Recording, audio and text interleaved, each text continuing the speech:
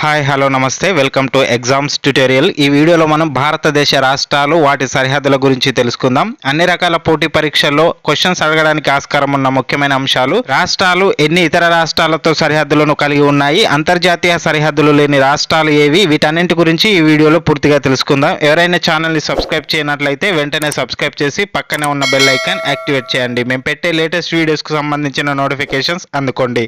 Video చూస్తున్న ప్రతి ఒక్కరూ వీడియోని లైక్ చేసి ఛానల్కు సపోర్ట్ అందించండి.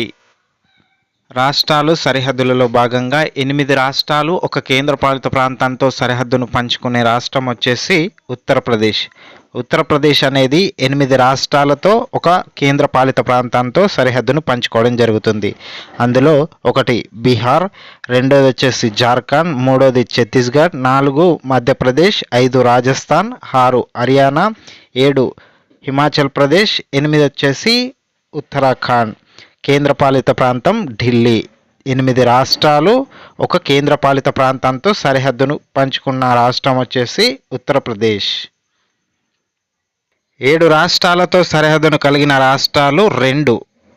అందులో ఒకటిది అస్సాం, రెండవది వచ్చేసి ఛత్తీస్గఢ్. ఈ 2 రాష్ట్రాలు 7 రాష్ట్రాలతో సరిహద్దును కలిగి ఉండడం జరుగుతుంది. అస్సాం రాష్ట్రం 7 రాష్ట్రాలతో సరిహద్దును పంచుకుంటుంది. అందులో మొదటిది అరుణాచల్ ప్రదేశ్, రెండవది నాగాలాండ్, మూడవది మణిపూర్, 4వది మిజోరం, 5వది త్రిపుర, 6వది మేఘాలయ, 7వది వచ్చేసి పశ్చిమ బెంగాల్. 7 రాష్ట్రాలతో సరిహద్దును పంచుకుంటుంది అస్సాం. ఈశాన్య ప్రాంత రాష్ట్రాలైన అరుణాచల్ ప్రదేశ్, నాగాలాండ్, మణిపూర్, మిజోరం, త్రిపుర, మేఘాలయ, అస్సాంలని 7 సిస్టర్స్ ఆఫ్ ఇండియా అని పిలవడం జరుగుతుంది.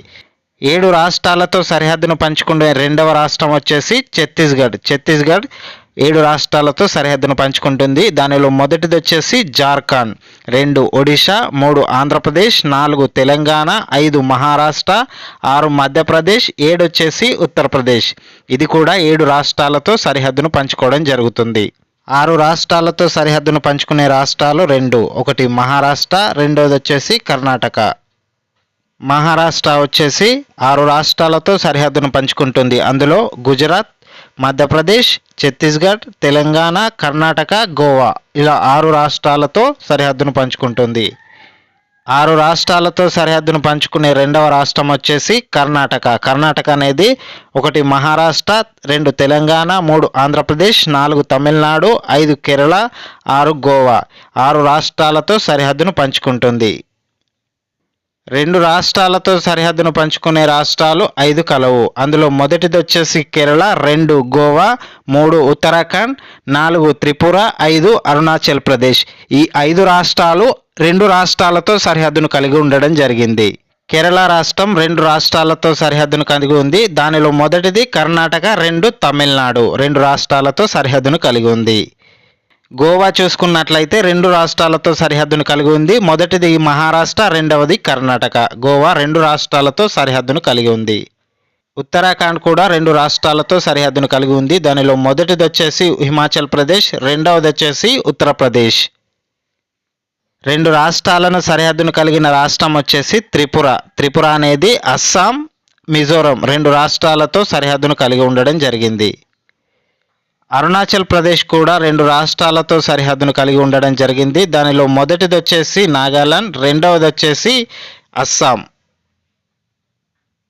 ఇక చివరగా భూపరివేష్టిత రాష్ట్రాలు. అంతర్జాతీయ భూ సరిహద్దు కానీ జల సరిహద్దు కానీ లేని రాష్ట్రాలను భూపరివేష్టిత రాష్ట్రాలు అని పిలవడం జరుగుతుంది.